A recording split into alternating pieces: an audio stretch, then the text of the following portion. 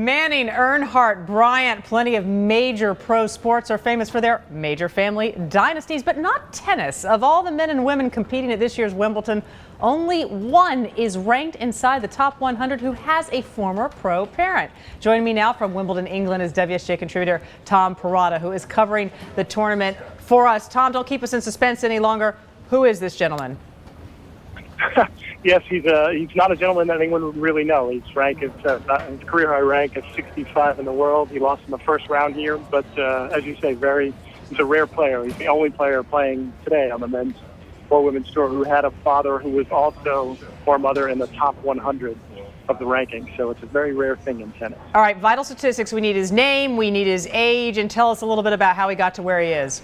His name is Edouard Roger-Vasselin. He's French.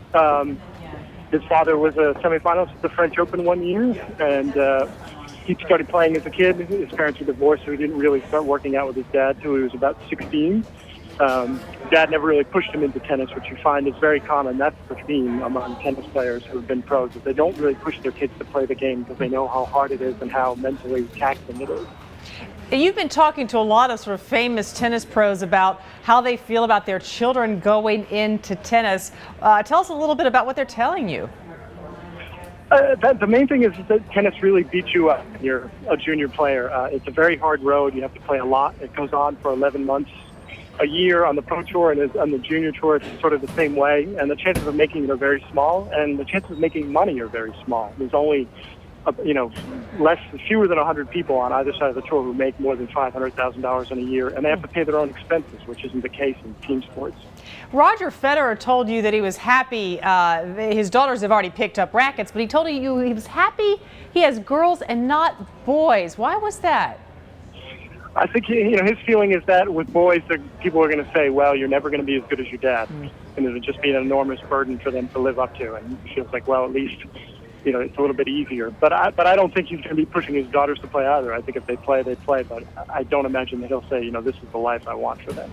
Is tennis becoming it's even harder for people to make it big now, Tom? And is sort of the mind scramble of that and of staying competitive for so long, is that sort of why these parent pros think, maybe I don't want my kid going into this?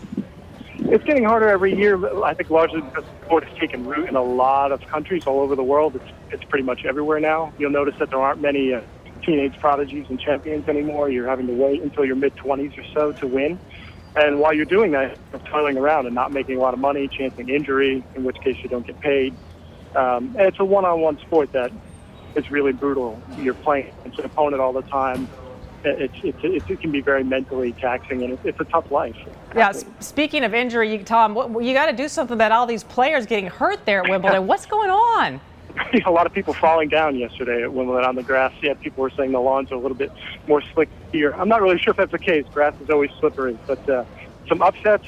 Yeah. Things have settled down a bit today, but I think we'll still get some of the big names in the final weekend. All right, you're our guy at Wimbledon. We'll be coming to you throughout the tournament. Thanks so much for being with us. Appreciate it. Thanks for having me. All right.